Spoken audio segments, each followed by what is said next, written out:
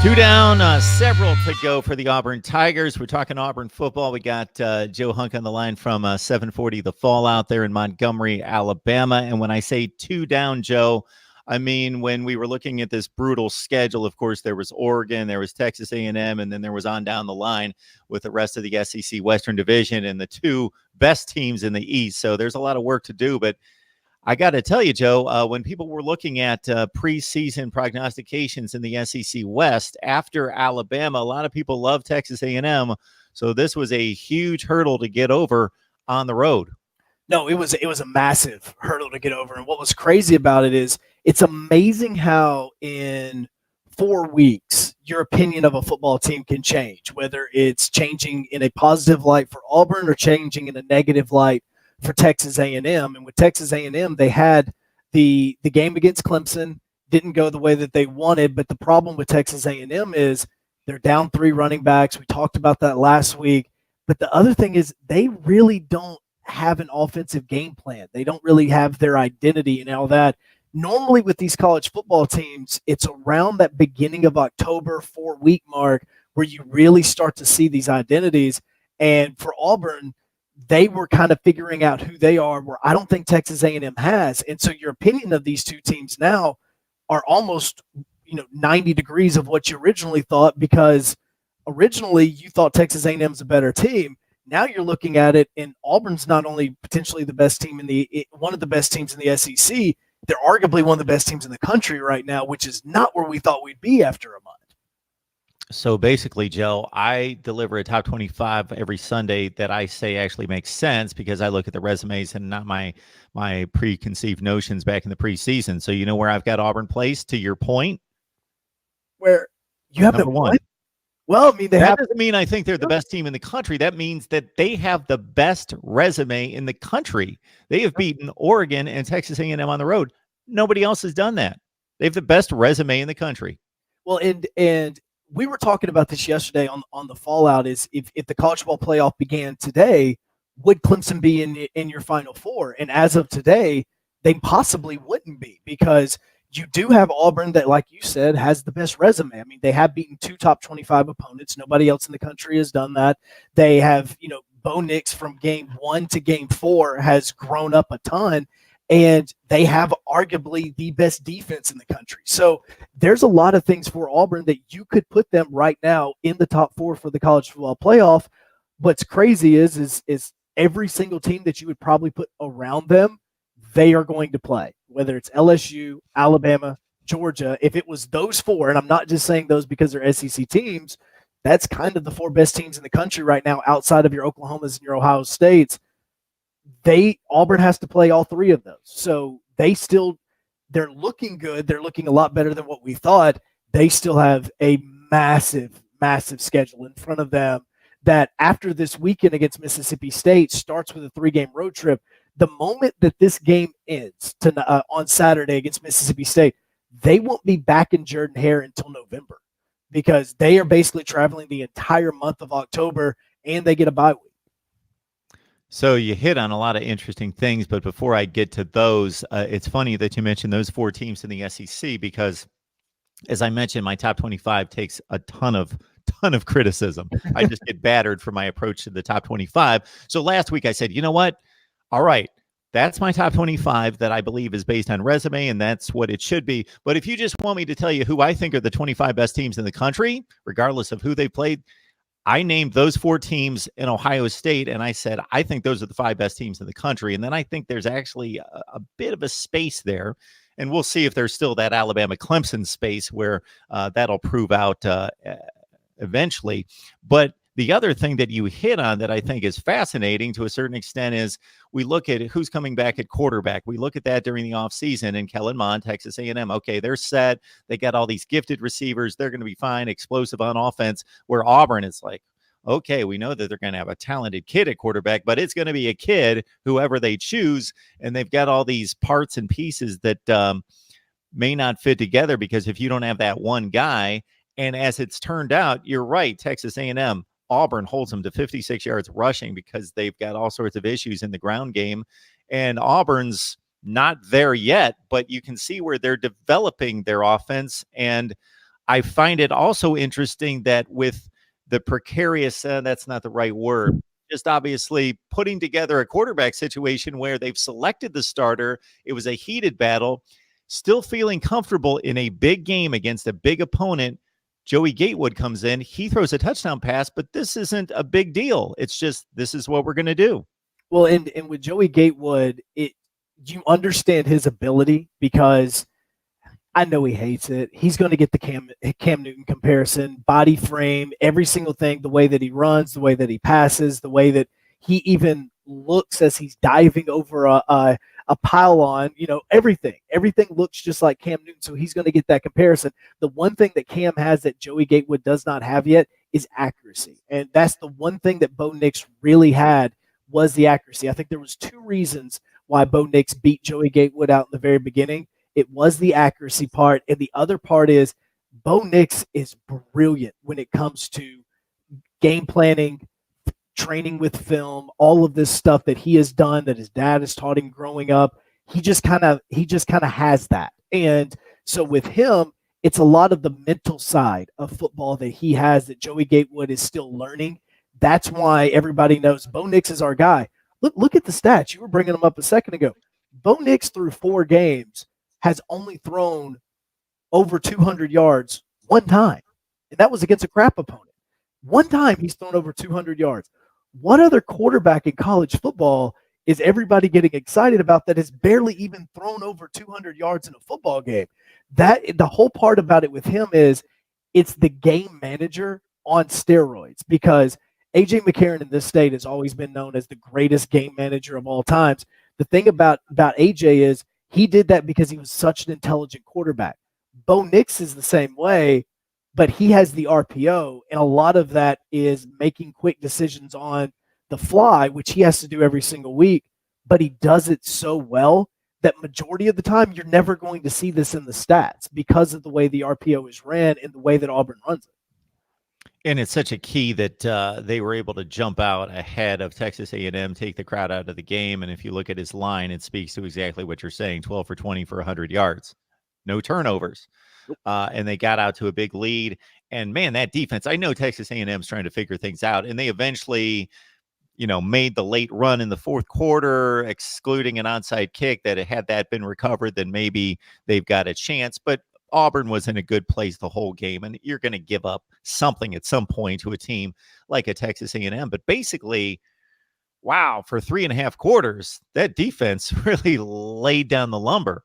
Yeah, and it is all down to what you've seen so far in this season from a guy that honestly, again, is going to be a top 5 draft pick. I'm not going to say he's going to be the number 1 overall pick, because with the way teams are starting to kind of struggle now, whether it's the Pittsburgh Steelers, the Miami Dolphins, or any of those teams, those guys may be going for a quarterback. So Derek Brown's going to be probably one of the top 3 guys taken in the draft coming up next year. The problem with this whole Auburn defense is you don't have an area that you can really focus on and go, that's where we need to focus on. You can't run on Big Cat or Derek Brown or Marlon Davidson. And then you look at the linebacking core, you've got a guy in Owen Popo who has played in just as many games as Bo Nix, and he is becoming better at that linebacker position. If there is a spot that you have to look at, it's potentially the secondary, but this team is so sound. And Kevin Steele has done something with this team that was amazing. And I watched this last week with Mississippi State and Kentucky. There was a lot of arm tackling that Kentucky tried to do on Mississippi State that would result in a big run for Mississippi State. Auburn doesn't do that. Auburn is very sound when it comes to tackling. They don't miss many tackles. And that is kind of where Mississippi State was able to really beat Kentucky, was because Kentucky was missing a lot. Auburn doesn't do that, and they're extremely sound on defense, and that goes right back to who their defensive coordinator is. Yeah, this Mississippi State game, of course, so the personnel has changed considerably since last year, but Auburn went to Starkville last year, could barely get on the scoreboard, ugly game. They lost, maybe scored late in the game via touchdown, but it was like a 15-13, 15, whatever it was in the teens, and they just struggled mightily.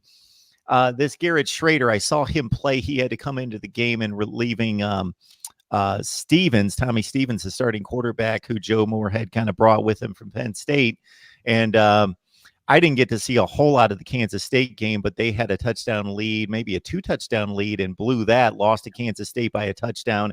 They did get a big win against Kentucky, 28-13, pretty much an expected type score as a touchdown favorite, but still beat a decent team. And, he had a nice day, both rushing and passing. He's not going to be prolific through the air, 17 of 22 for less than 200 yards, but he ran for over 100. They got Kylan Hill, who's one of the best backs in the SEC. So LSU, Alabama, all those games are down the road, but you can't forget about Mississippi State coming to Jordan-Hare because they're capable.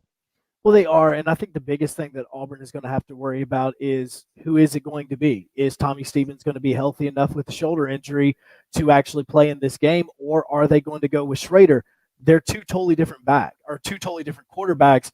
Tommy Stevens isn't really the dual threat runner, even though he did play the wide receiver position for Penn State, the way that Schrader is. Schrader is a dual threat quarterback. You've seen him, if there was a hole in the middle of the field against Kentucky, he took it and got big yards in that. The thing for Auburn is their defensive line is so stout that I want to see how they're going to do against a guy that right now is the best running back in the SEC, in Kylan Hill, when it comes to the stats and the yards that he's putting up. And for Auburn, their biggest task is trying to, unfortunately, plan for two different quarterbacks, not knowing which one is actually going to be stepping on the field. If Stevens is healthy, he's probably going to be the guy. But the thing about it now is Schrader's shown you enough that you're like, wait a second, we won an SEC game with him. This may be the direction we go. And unfortunately, if you're Auburn, you don't know which way that is, or they could use them both, which one's more of a dual threat than the other. And it offers a totally different scheme whenever it comes to trying to game plan against them. Yeah, so we mentioned the ugliness of last year's game. I don't expect it to be quite that ugly. There's going to be some plays made, but this is not going to be a 48-45 shootout, I don't think. Mississippi State had one of the best defenses in the country last year. They lost two of the best D linemen, Josh Sweat and Jeffrey Simmons, to the NFL, but they are still extremely stout. Kentucky could do very little against them. Sawyer Smith, 15 of 41. They couldn't run the ball that effectively. So Bo Nix is probably going to turn in another 12 for 20 for 100 yards, and that could be fine. And that could be fine against with the defense complementing the offense and holding Mississippi State down. It could be another formula, 24-13 win.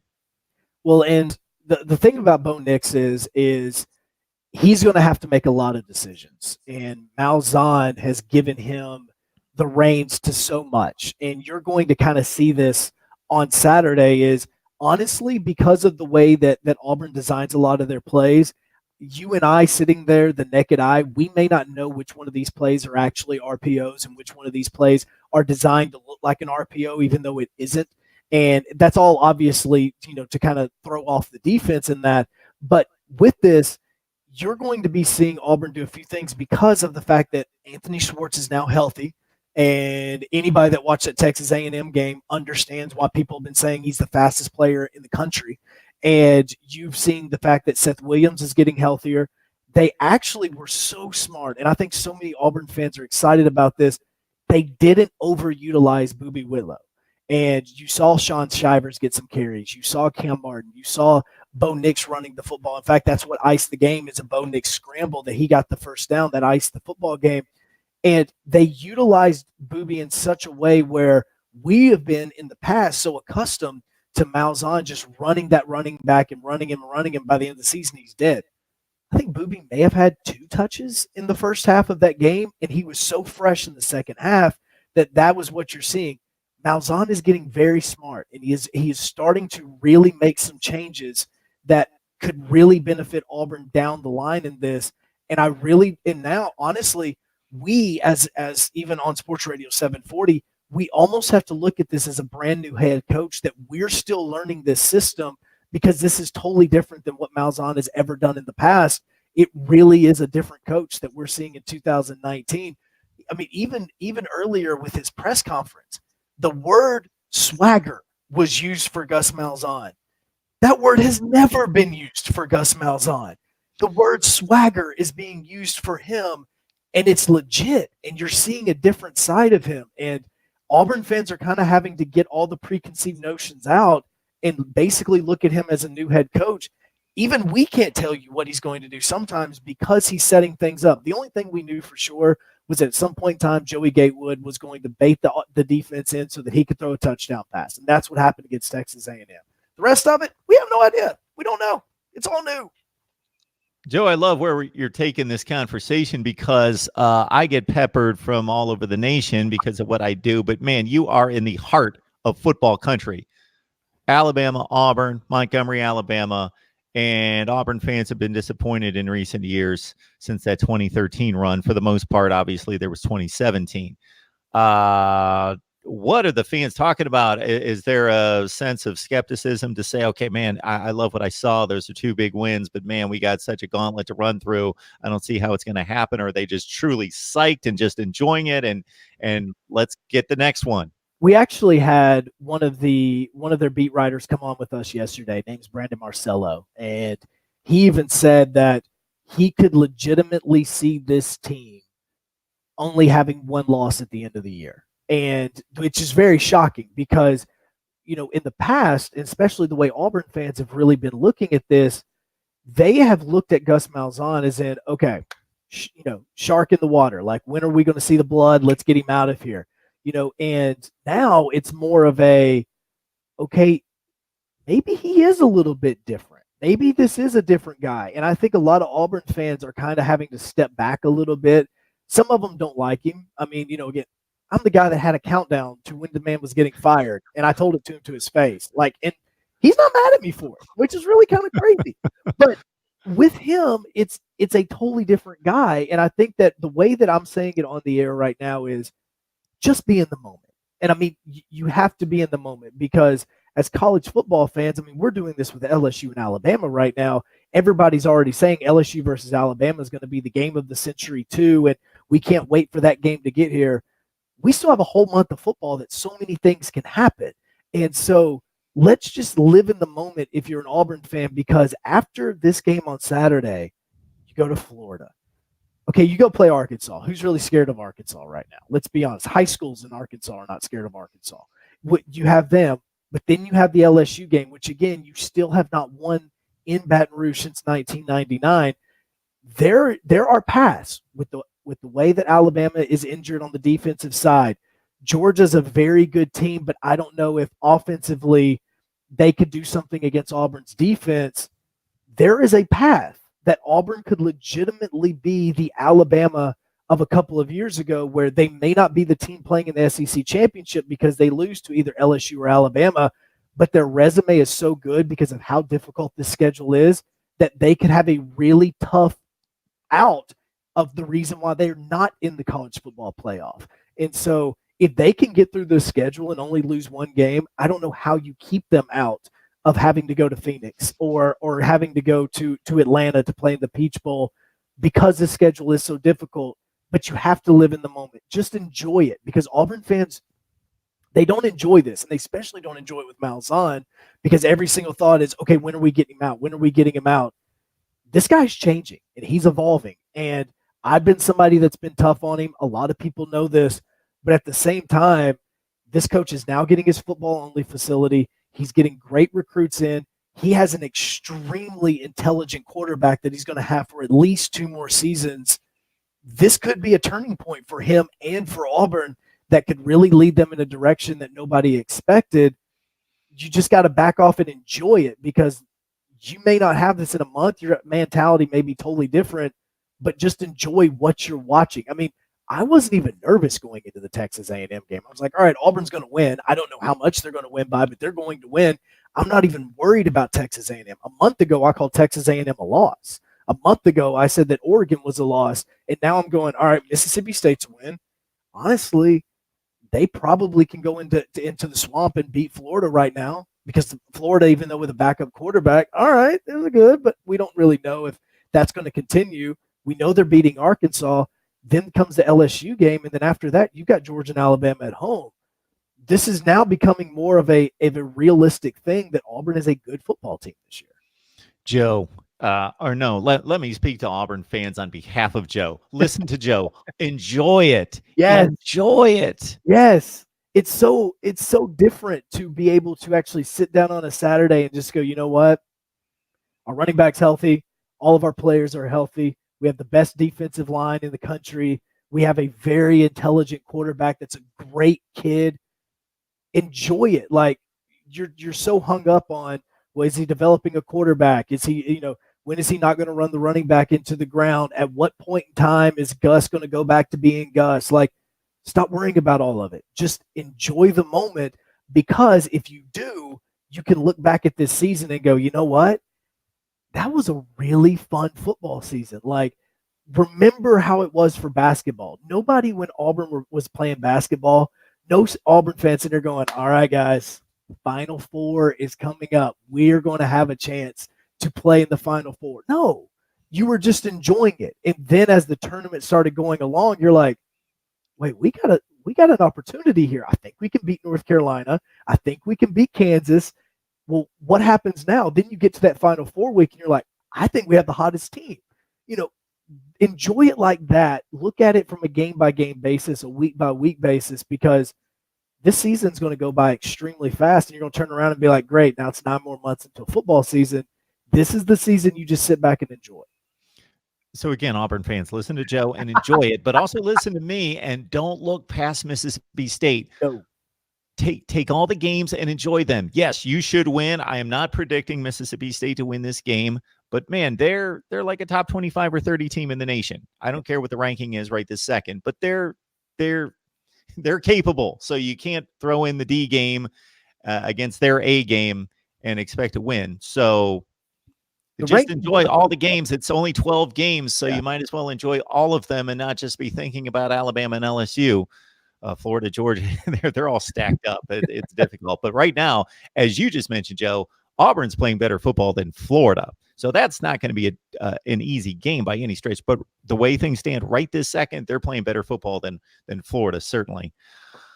Joe Hunk from the Fallout to 7:40 a.m. I can only imagine what goes on there, Joe, because you bring just a little slice here, and it's always good stuff talking Auburn football with you. So we appreciate you stopping by.